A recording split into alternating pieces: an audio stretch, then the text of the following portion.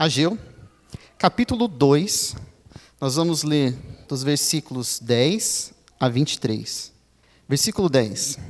No 24º dia do 9º mês, no 2º ano do reinado de Dario, a palavra do Senhor veio ao profeta Ageu, dizendo: Assim diz o Senhor dos exércitos, peça aos sacerdotes que decidam a seguinte questão relacionada com a lei. Se alguém leva carne santificada na borda de sua roupa, e ela vier a tocar o pão, ou no cozido, ou no vinho, ou no azeite, ou em qualquer outro mantimento, isso ficará santificado? E os sacerdotes responderam: não. Então Ageu perguntou: se alguém que se tornou impuro pelo contato com um cadáver tocar em qualquer dessas coisas, ficará ela impura? E os sacerdotes responderam: sim, ficará impura. Então Ageu continuou: assim é este povo, e assim é esta nação diante de mim, diz o Senhor. Assim é toda a obra das suas mãos, e o que ali oferecem. Tudo é impuro. Agora considerem tudo o que aconteceu desde aquele dia. Antes de vocês terem começado a colocar pedra sobre pedra no templo do Senhor, antes daquele tempo, alguém vinha a um monte de trigo esperando encontrar 20 medidas, e havia somente 10. Vinha ao lagar para tirar 50 medidas, e havia somente 20. Eu os feri com queimaduras, com ferrugem, com granizo, em tudo o que vocês fizeram. Mas não houve entre vocês quem voltasse para mim, diz o Senhor. Por isso, desde o dia de hoje, desde o 24º dia do 9º mês, desde o dia em que foram lançados os alicerces do templo do Senhor, considerem no seguinte: ainda há sementes no celeiro? Além disso, a videira, a figueira, a romanceira e a oliveira não têm dado os seus frutos. Mas de hoje em diante, eu abençoarei vocês. A palavra do Senhor veio pela segunda vez a Ageu, no 24º dia do mês, dizendo: fale a Zorobabel, o governador de Judá. Farei tremer o céu e a terra, derrubarei o trono dos reinos e destruirei a força dos reinos das nações. Destruirei os cabos de guerra e os que andam neles. Os cavalos morrerão e os seus cavaleiros matarão uns aos outros. Naquele dia, diz o Senhor dos exércitos, tomarei você, Zorobabel, filho de Salatiel, você que é meu servo, diz o Senhor, e farei de você um anel de selar, porque eu o escolhi, diz o Senhor dos exércitos. Vamos orar mais uma vez? Senhor, a tua palavra foi lida, será exposta, e queremos pedir para que nada seja barreira para o agir do teu Espírito. Que eu não seja uma barreira, que as distrações lá fora não sejam uma barreira, que o nosso próprio coração não seja uma barreira, mas que o teu Espírito fale e transforme as nossas vidas, para que sejamos mais parecidos com o Senhor. Em nome de Jesus eu oro. Amém. No texto que acabamos de ler, nós lemos a terceira e a quarta mensagem que o Senhor manda por meio do profeta Ageu. Ambas foram proferidas no 24º dia do 9º mês, no 2º ano do reinado de Dario. O Senhor envia, portanto, 2 mensagens a Ageu no mesmo dia. Recapitulando o que o Senhor falou até aqui, em Ageu capítulo 1, o Senhor confronta o povo por conta da negligência em reconstruir o templo. Eles tinham voltado do exílio para esse fim, para esse propósito, mas diante das dificuldades, diante da oposição, eles acabam abandonando a obra para. Mas o cuidado do povo na construção e na reforma de suas próprias casas, isso não para. Então o Senhor confronta os líderes, confronta o povo, porque o templo permanecia em ruínas, enquanto eles estavam morando em casas luxuosas, em casas apaineladas. O povo então teme o Senhor e eles retomam a construção do templo. É uma mensagem dura da parte de Deus, que exorta o povo negligente a priorizar a reconstrução do templo, ao mesmo tempo em que o Senhor promete sua presença e capacita o povo à obediência e à ação. Isso nós lemos no capítulo 1 do livro de Ageu. Do capítulo 2, versículos de 1 a 9, o Senhor envia uma segunda mensagem ao povo por meio de Ageu, aproximadamente 50 dias depois da mensagem anterior. Nesse ponto, a obra já havia começado, eles já haviam começado a reconstruir o templo há algumas semanas, e eles param novamente, desta vez para celebrar a festa das tendas ou a festa dos tabernáculos. Essa festa que tinha duração de 7 dias, o povo acaba relembrando o que o Senhor tinha feito por eles quando eles saíram do Egito, mas o clima provavelmente era de desânimo. Desânimo pela obra em si, pela dificuldade da obra, desânimo por verem que o segundo templo não seria tão grandioso como o primeiro templo, o templo de Salomão, e desânimo pelos efeitos prolongados da seca. O Senhor havia enviado uma seca por causa da negligência deles, como uma forma de disciplina, e isso tinha prejudicado a colheita e a criação de animais. E no último dia de festa, o Senhor envia a segunda mensagem por meio do profeta Ageu, o profeta festivo, esse é o significado do nome dele, encorajando o povo a ser forte e a continuar trabalhando, porque o Senhor estaria com eles. Eles deveriam se lembrar da aliança que o Senhor havia feito com eles quando eles saíram do Egito, e era exatamente isso que eles estavam relembrando ou comemorando nessa festa, na festa dos tabernáculos. Eles deveriam saber que o Espírito do Senhor estaria com eles, e por isso eles não deveriam ter medo. Deus também encoraja o povo dizendo que a glória do segundo templo seria maior do que a glória do primeiro, e nós entendemos isso em Jesus. Jesus é quem adentra o segundo templo. O povo então deveria permanecer firme no trabalho, em obediência corajosa. Isso está em Ageu, capítulo 2, versículos de 1 a 9. E aí chegamos na parte final desse livro, nas duas últimas mensagens que o Senhor envia por meio desse profeta. E nesse texto nós vamos ver 3 chamados da parte do Senhor. Eu vou dividir essa mensagem em 3 partes. Dos versículos 10 a 14, um chamado à pureza. Versículos 15 a 19, um chamado à graça. Versículos 20 a 23, um chamado à esperança. Vamos ler novamente versículos de 10 a 14, um chamado à pureza. Versículo 10. No 24º dia do 9º mês, no 2º ano do reinado de Dario, a palavra do Senhor veio ao profeta Ageu, dizendo: Assim diz o Senhor dos Exércitos: Peça aos sacerdotes que decidam a seguinte questão relacionada com a lei. Se alguém leva carne santificada na borda de sua roupa, e ela vier a tocar no pão, ou no cozido, ou no vinho, ou no azeite, ou em qualquer outro mantimento, isso ficará santificado? E os sacerdotes responderam: Não. Então Ageu perguntou: Se alguém que se tornou impuro pelo contato com o cadáver tocar em qualquer dessas coisas, ficará ela impura? E os sacerdotes responderam: Sim, ficará impura. Então Ageu continuou: Assim é este povo, e assim é esta nação diante de mim, diz o Senhor. Assim é toda a obra das suas mãos, e o que ali oferecem, tudo é impuro. O primeiro ponto a considerarmos aqui no versículo 10 é que entre a mensagem anterior, em Ageu 2:1, e esta mensagem, há um intervalo de aproximadamente 70 dias entre essas duas mensagens. Alguns autores vão divergir sobre a contagem das datas, mas pelo menos um pouco mais de 2 meses entre a mensagem de Ageu 1 e essa mensagem a partir de Ageu 2, capítulo 10. Diferente das duas mensagens, das 2 vezes anteriores, o Senhor desta vez dirige a sua mensagem aos sacerdotes. Nas 2 primeiras mensagens, no capítulo 1 e capítulo 2, o Senhor fala com Zorobabel, fala com Josué, fala com o povo, mas desta vez ele se dirige especificamente aos sacerdotes. Isso implica que provavelmente Ageu estivesse reunido com os sacerdotes nesse momento, quando o Senhor envia essa nova mensagem.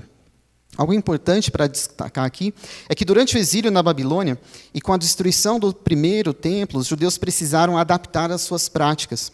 Eles passam então a se reunir e a estudar e a discutir as interpretações da lei.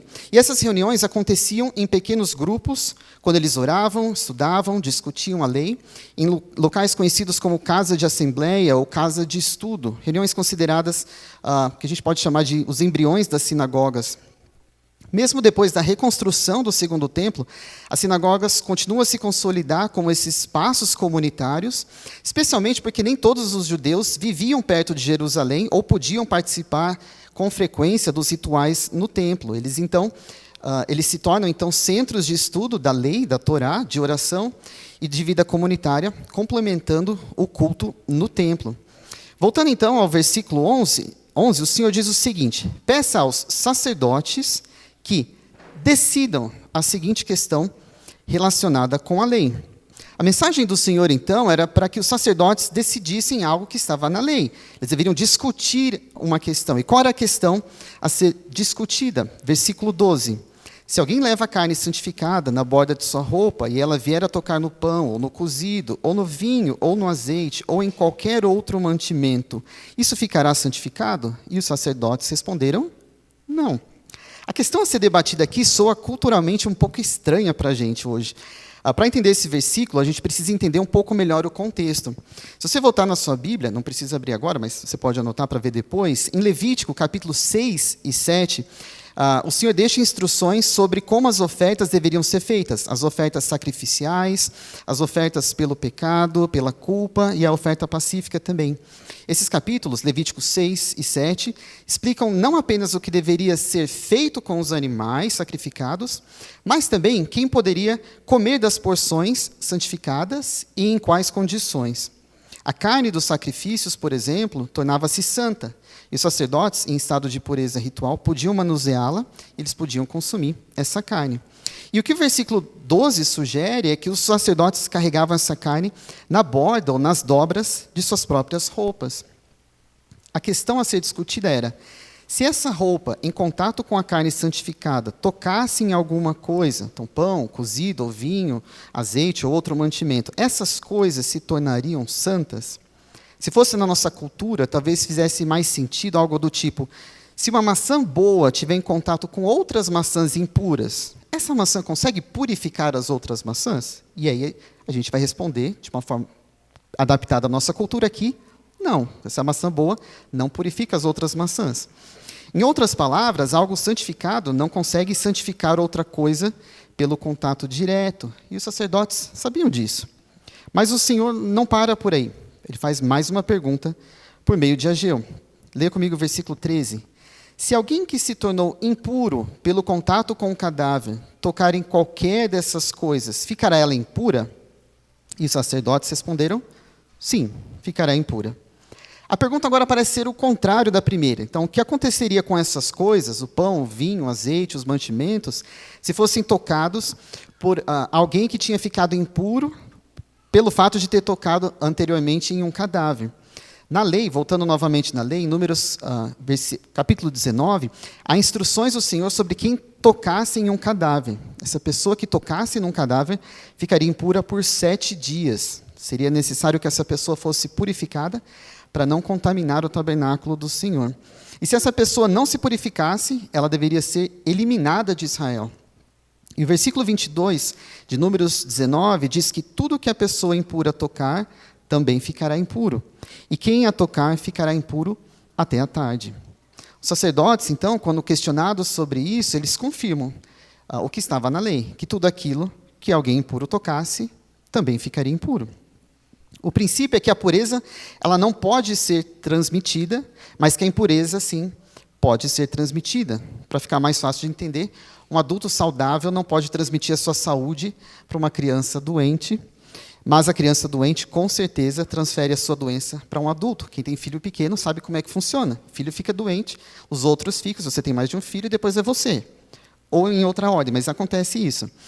Então, aquele que está saudável não passa a sua saúde para os outros, mas aquele que está doente passa a sua doença para os que estão saudáveis. E aí a pergunta é, por que o Senhor estava perguntando essas coisas? Onde é que ele queria chegar com essas perguntas, com esse questionamento? E o versículo 14 responde isso para a gente. Leia novamente 14. Então Ageu continuou, assim é este povo, e assim é esta nação diante de mim, diz o Senhor. Assim é toda a obra das suas mãos e o que ali oferecem. Tudo é impuro. Tudo é impuro.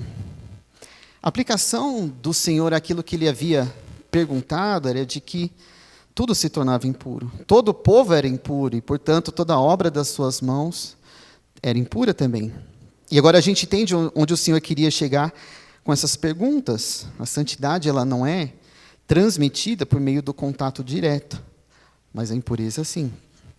Portanto, a contaminação do povo tornava impuro tudo aquilo que eles tocassem, tudo aquilo que eles fizessem, tudo aquilo que eles oferecessem, diz o versículo 14. E quando o texto diz que todas as obras das mãos deles eram impuras, era tudo mesmo. Inclusive a reconstrução do templo. Inclusive o templo que eles estavam reconstruindo.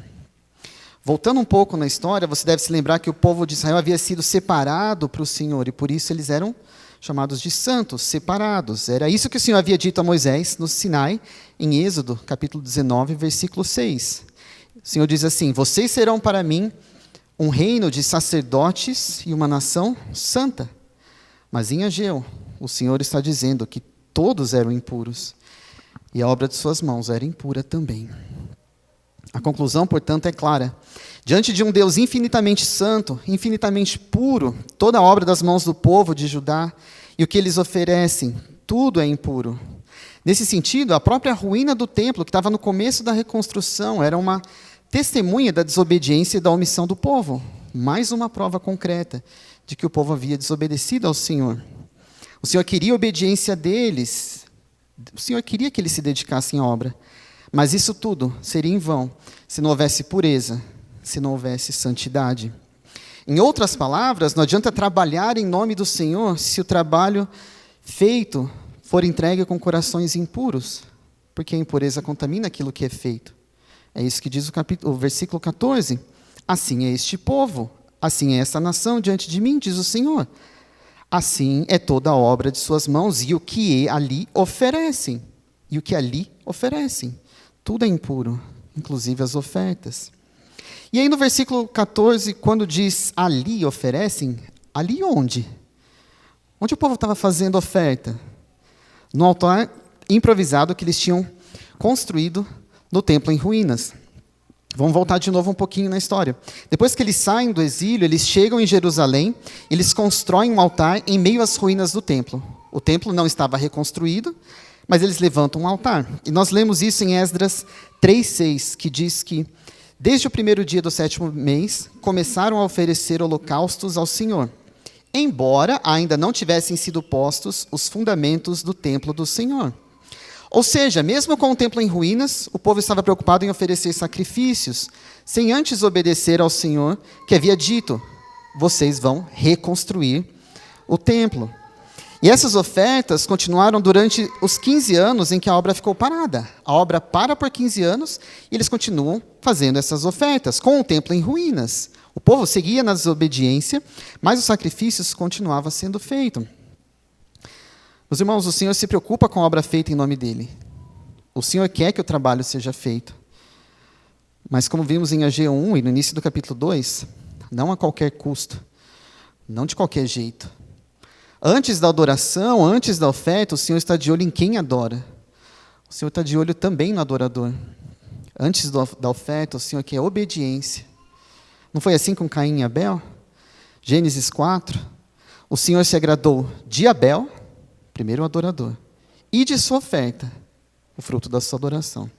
Mas de Caim, o adorador, e de sua oferta, não se agradou.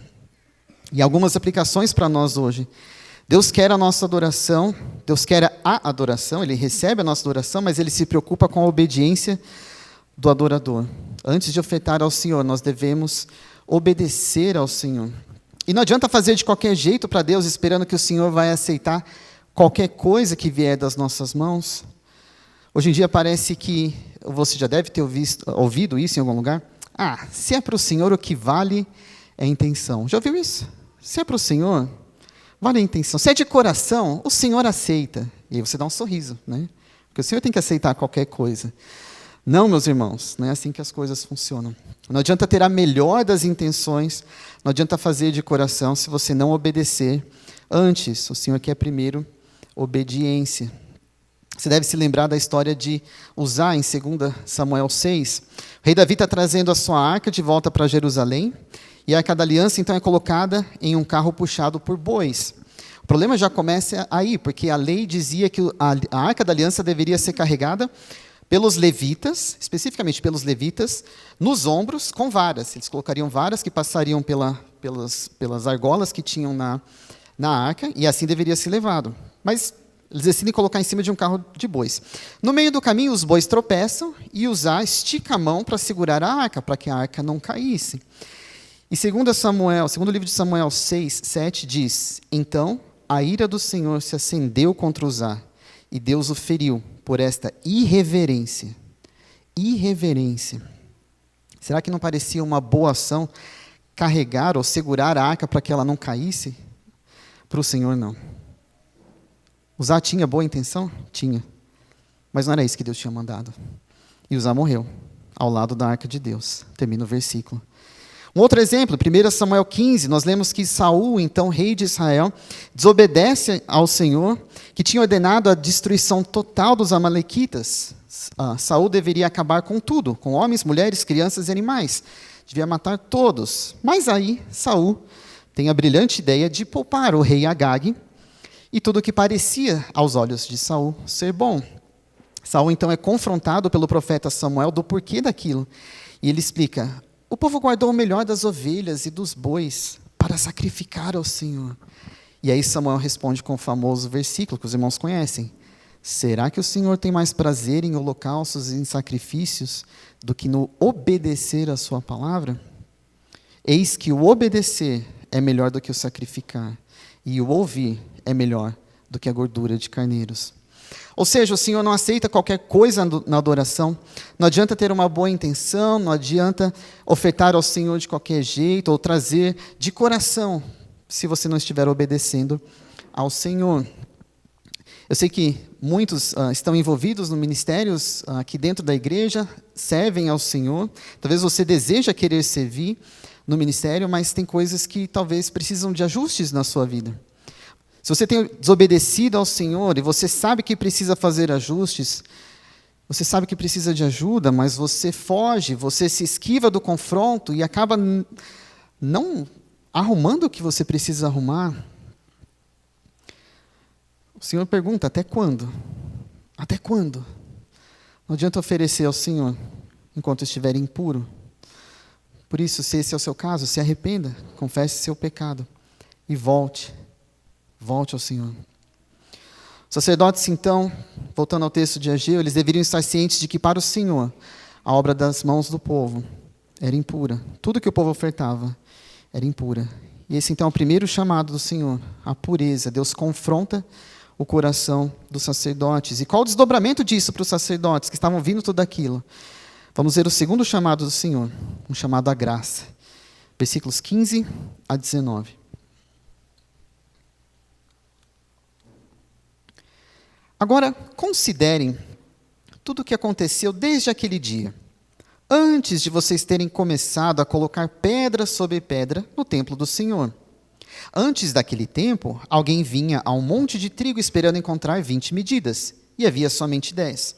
Vinha ao lagar para tirar 50 medidas, e havia somente 20.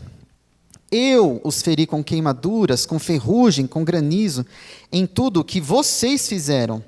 Mas não houve entre vocês quem voltasse para mim, diz o Senhor. Por isso, desde o dia de hoje, desde o 24º dia do 9º mês, desde o dia em que foram lançados os alicerces do templo do Senhor, considerem no seguinte: ainda há sementes no celeiro? Além disso, a videira, a figueira, a romanceira e a oliveira não têm dado os seus frutos. Mas, de hoje em diante, eu abençoarei vocês.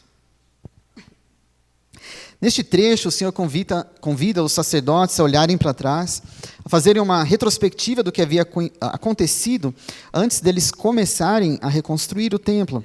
Se você olhar na página anterior da sua Bíblia, em Ageu 1:5 e 1:7, o Senhor tinha feito algo parecido. Ele tinha chamado os líderes e o povo a uma reflexão, dizendo: considere isto.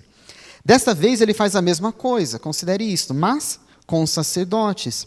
São os sacerdotes que deveriam relembrar o que tinha acontecido antes deles terem começado a colocar pedra sobre pedra no templo do Senhor. Versículo 15. Isto é, o que estava acontecendo antes da reconstrução do templo. E o que o Senhor queria relembrar? Versículos 16 e 17. Antes daquele tempo, alguém vinha ao monte de trigo esperando encontrar 20 medidas e havia somente 10. Vinha ao lagar para tirar 50 medidas e havia somente 20. Eu os feri com queimaduras, com ferrugem, com granizo, em tudo o que vocês fizeram. Por causa da desobediência do povo, o Senhor havia pesado a mão sobre eles. Assim como o Senhor tinha dito em Ageu 1, quando leva o povo a considerar o que estava acontecendo por causa da negligência em reconstruir o templo, o Senhor novamente traz à memória o que ele havia feito por causa da desobediência. Vejam os detalhes. No versículo 16, alguém vinha a um monte de trigo esperando encontrar 20 medidas e havia somente 10. 50% de redução na safra de trigo. Vinha ao lagar para tirar 50 medidas e havia somente 20. Redução de 60% na produção de vinho. E o que o Senhor fez para afetar a produção? Primeira parte do versículo 17. Eu feri com queimadura, ferrugem, granizo. Em outra tradução, com mofo, ferrugem e granizo. Em tudo o que vocês fizeram. Ou seja, mais uma vez o Senhor diz que agiu na natureza por causa da desobediência do povo. Mas por que que o Senhor estava fazendo isso? Veja a parte final do versículo 17. Mas não houve entre vocês quem voltasse para mim, diz o Senhor. O Senhor estava fazendo isso, estava atacando a produção para que o povo se voltasse a Ele. A frustração no campo era uma forma de disciplina do Senhor, para que eles vissem o que estava acontecendo, para que eles se arrependessem e para que eles se voltassem ao Senhor. Mas, obviamente, não era isso que estava acontecendo, porque o final desse versículo disse que não houve quem voltasse para o Senhor. Da mesma forma que o Senhor tinha dito em Ageu 1:5 e 1:7, pedindo para que o povo olhasse para trás e pensasse em seus atos no passado, o Senhor faz o mesmo com os sacerdotes.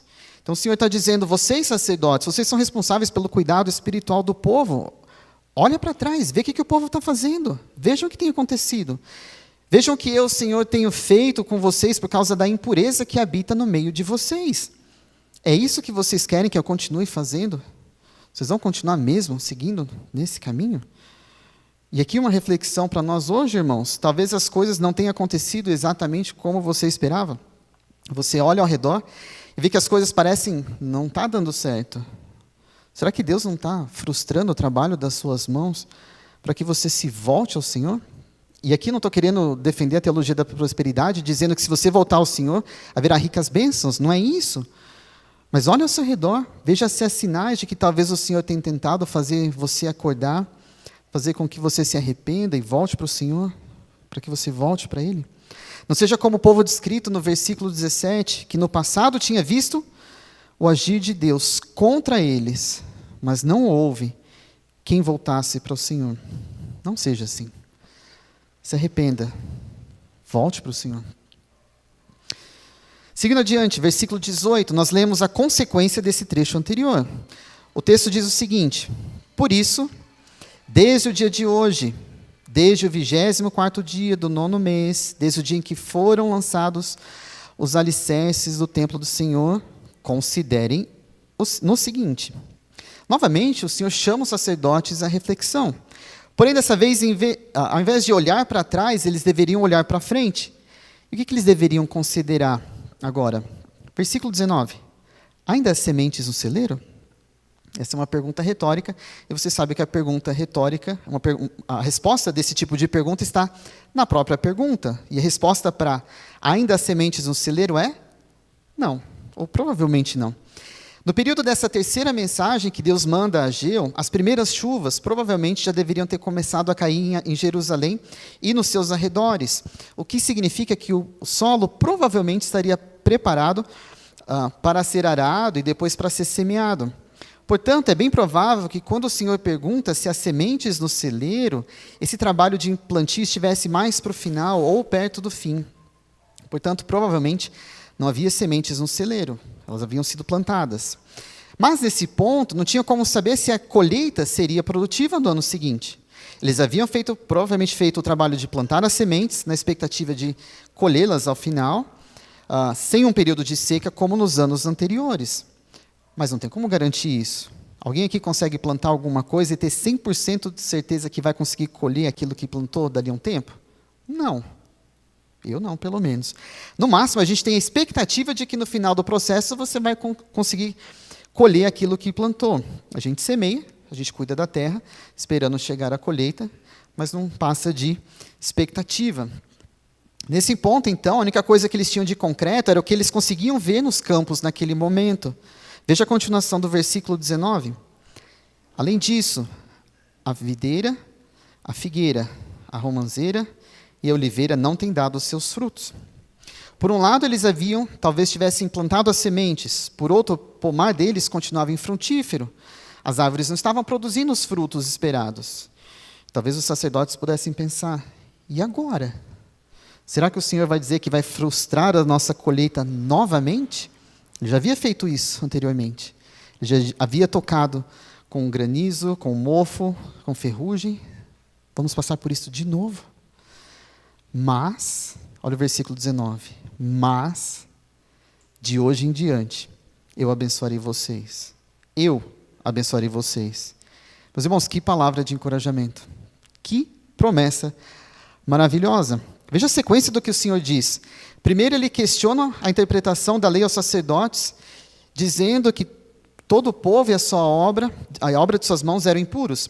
Em seguida, o Senhor faz com que os sacerdotes reflitam sobre o que estava acontecendo com eles, sobre os problemas com a colheita do trigo, com a produção de vinho, versículos 15 a 17. Depois, o Senhor pediu para que eles considerassem a plantação do presente.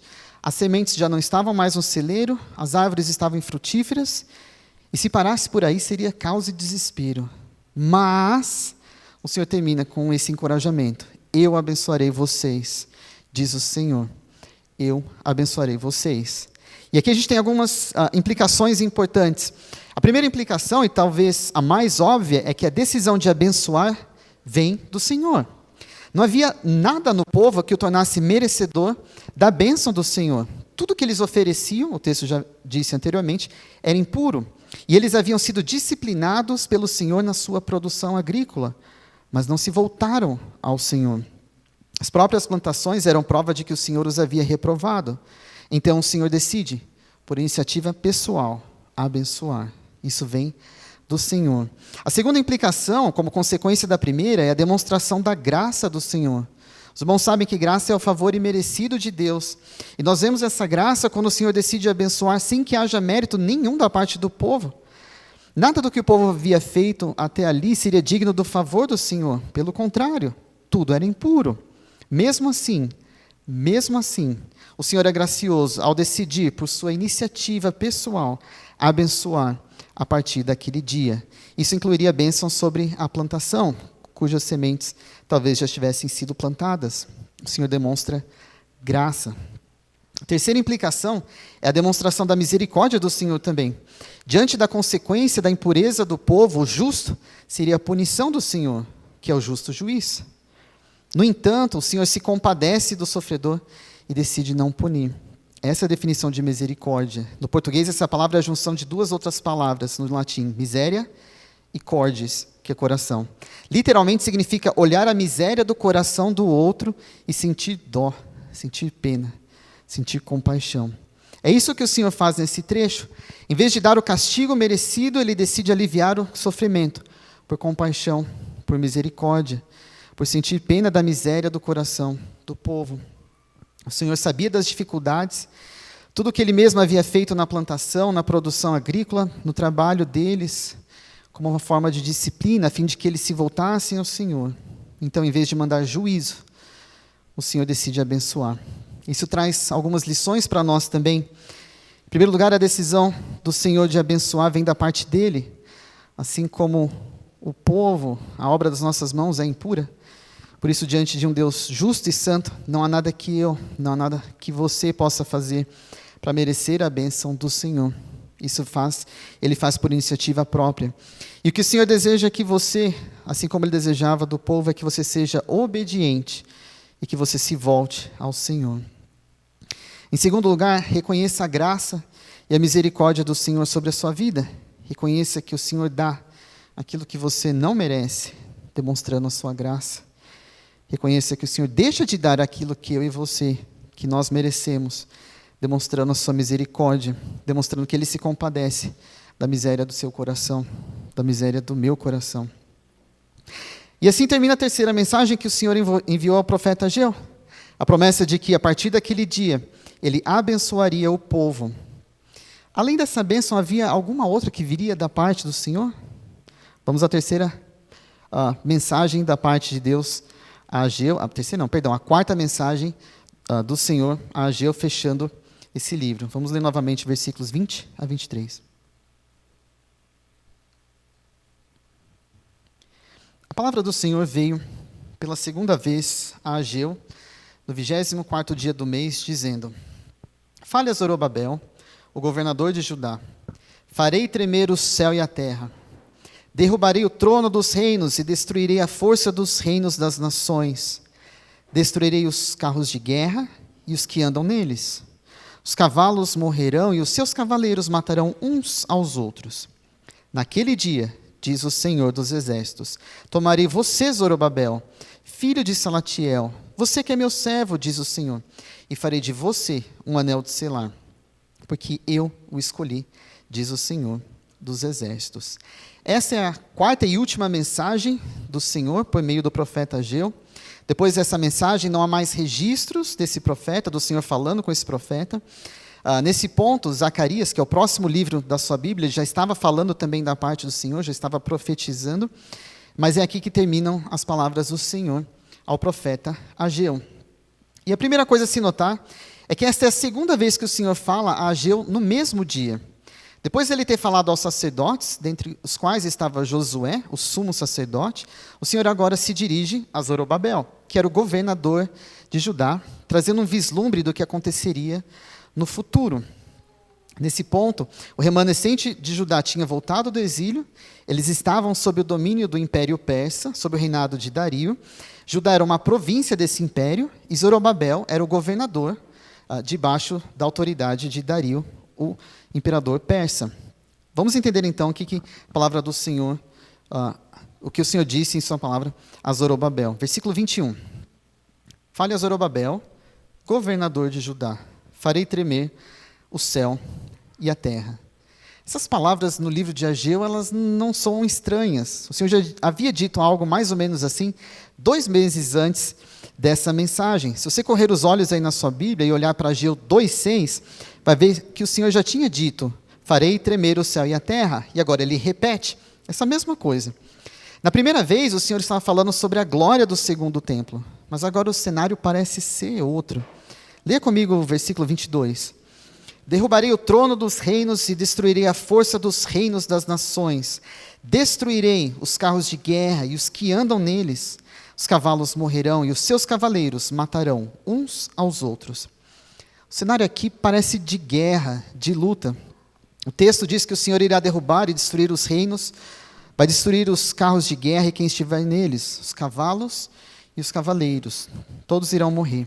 Parece uma daquelas cenas de filme de guerra, quando eles faziam uma tomada aérea, e lá do alto você vê 2 exércitos inimigos caminhando ou correndo de frente um para o outro para a batalha, e aí começa aquela luta, todo mundo brigando com todo mundo, até que um dos lados vence. Já viu o filme assim?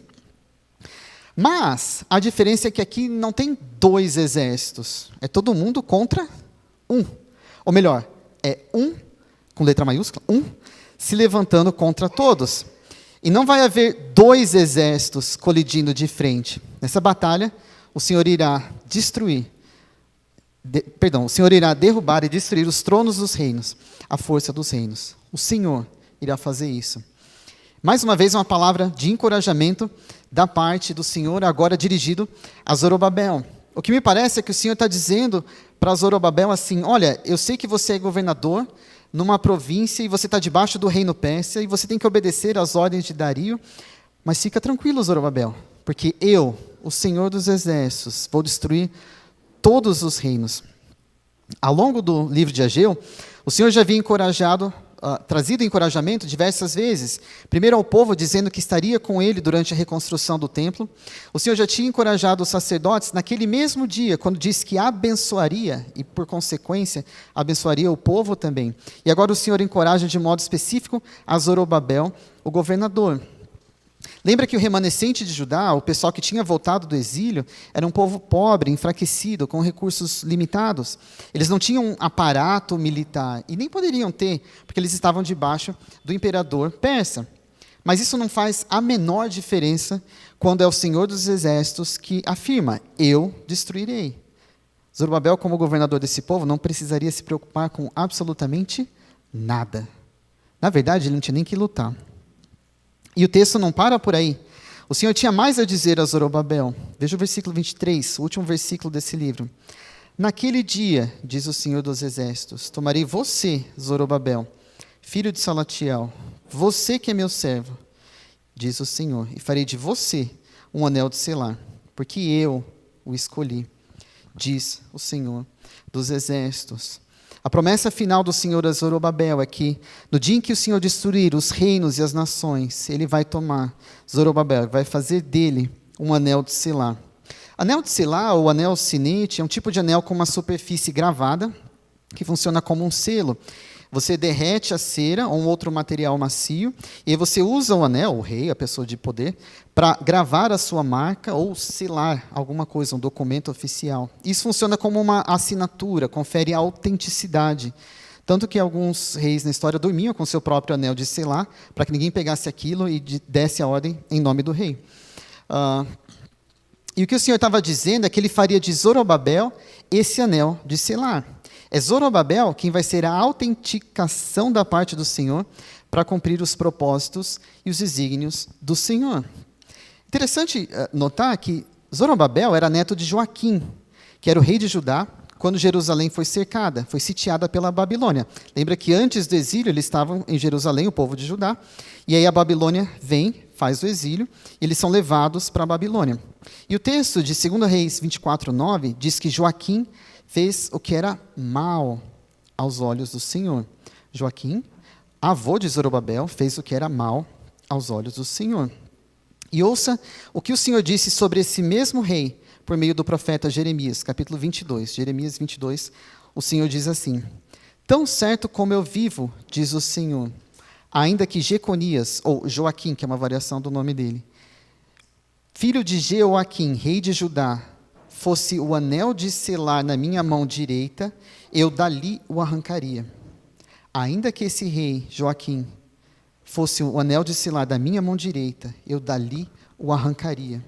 Vou entregá-lo, ó rei, nas mãos dos que procuram tirar a sua vida, e nas mãos daqueles a quem você teme, a saber, nas mãos de Nabucodonosor, rei da Babilônia, e nas mãos dos caldeus. Joaquim, então, avô de Zorobabel, ele foi rejeitado pelo Senhor, e a ilustração aqui é a mesma, o anel de selar. Se Joaquim fosse esse anel de selar na mão de Deus, o Senhor o arrancaria. E foi isso mesmo que aconteceu.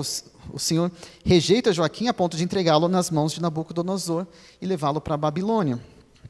Mas, o que o Senhor traz a Zorobabel, neto de Joaquim, é uma reconciliação que havia sido perdida com o avô dele. O Senhor faria de Zorobabel esse anel de selar, esse selo de autenticidade, de autoridade da parte do Senhor.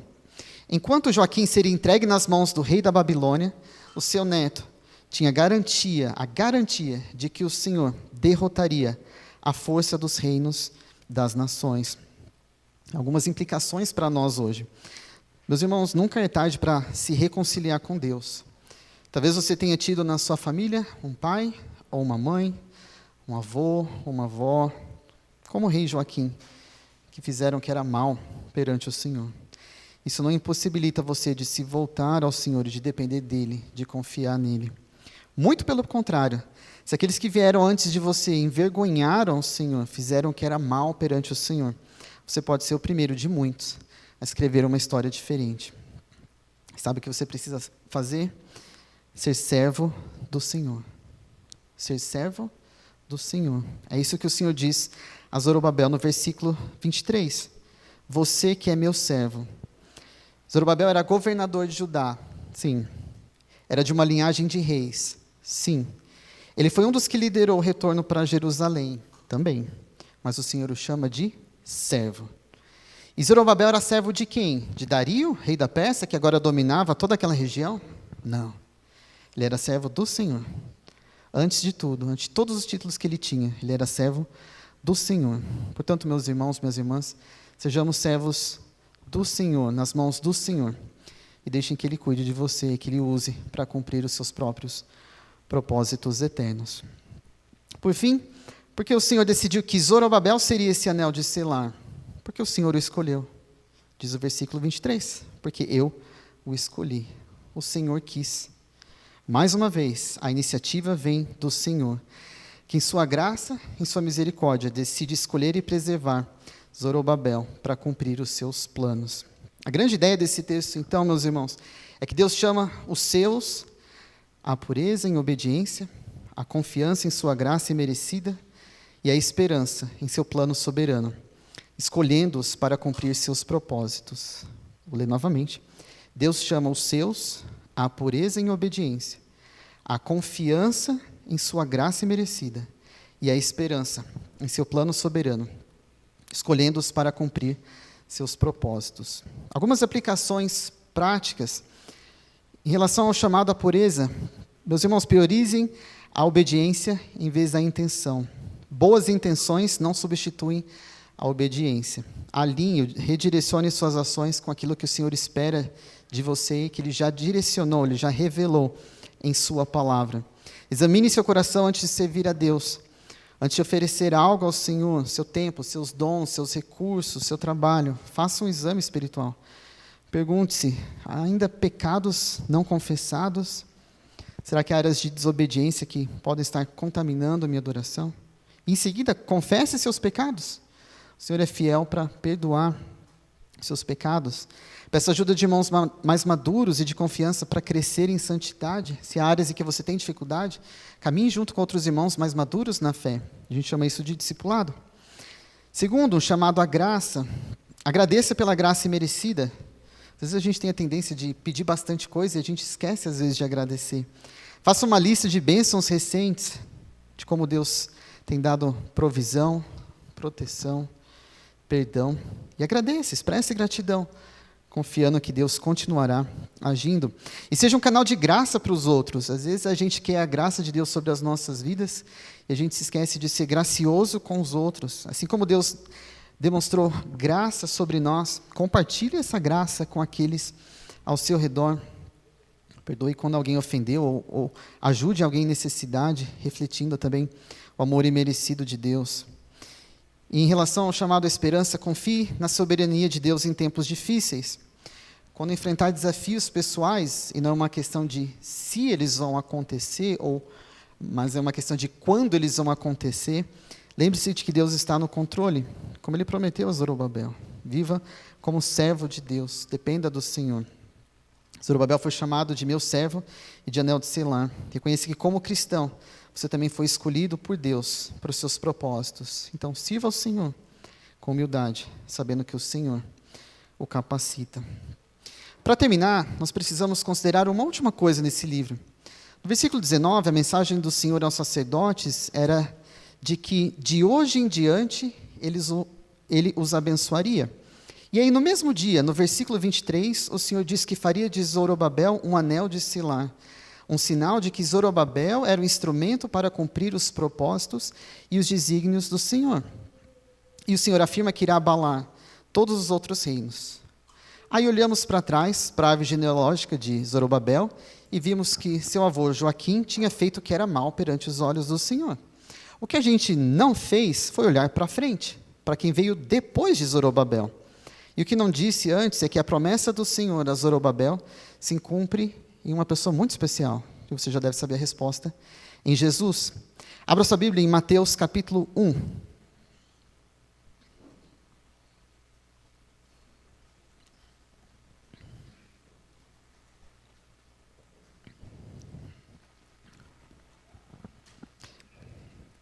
Não acabou, está acabando. Mateus 1, quase no final. Mateus capítulo 1, vamos ler os versículos 1 e depois do 12 ao 16.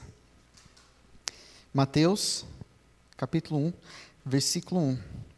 Esse é um daqueles trechos que as pessoas gostam de pular, né, quando você está lendo, fazendo a sua leitura. Olha, tem uma genealogia aqui, vou pular. Não pule, tem coisas interessantes. Versículo 1, livro da genealogia de Jesus Cristo, filho de Davi, filho de Abraão. Versículo 12, olha o versículo 12. Depois do exílio na Babilônia, Jeconias, ou uma outra variação desse nome, Joaquim, gerou Salatiel. E Salatiel gerou Zorobabel. Opa, conhece esse nome? 13. Zorobabel gerou Abiúde. Abiúde gerou Eliaquim. Eliaquim gerou Azor. Azor gerou Sadoc. Sadoc gerou Aquim. Aquim gerou Eliúde. Eliúde gerou Eleazar. Eleazar gerou Matã. Matã gerou Jacó. E Jacó gerou José, marido de Maria, do qual nasceu Jesus, que se chama o Cristo. O que essa genealogia mostra é que Zorobabel é da linhagem messiânica. E Jesus, o Messias, o Cristo, como diz em Mateus 1,14, é quem dá início ao reino que é maior do que todos os outros reinos da história. Os babilônios conquistam Jerusalém, levam o povo cativo, mas aí vem os persas dominam toda aquela região, mas os persas também caem diante do Império Greco-Macedônio. O Império Greco-Macedônio, que era liderado por Alexandre o Grande, cai diante dos romanos, que são o povo dominante na época de Jesus.